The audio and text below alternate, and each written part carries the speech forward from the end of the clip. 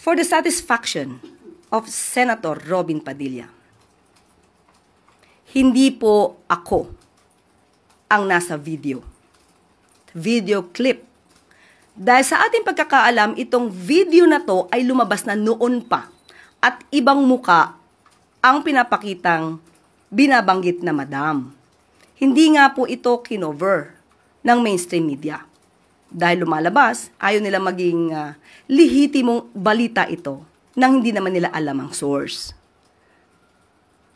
So, I deny that the person, or kung sino man sa dalawa doon,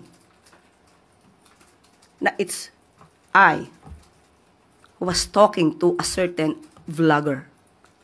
Now, si Senator Robin ay nagpapanukala ng anti-troll farm bill.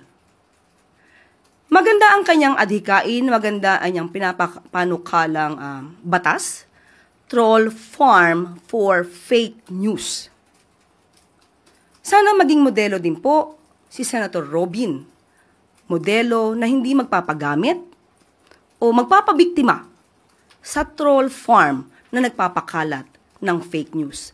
Sabi nga po ni Senator Loren kahapon, you should know first your source. Hindi nga po natin alam kung saan ang galing. Mas maganda po itanong niyo po sana kay Senator Robin, saan niya po ba nakuha ito?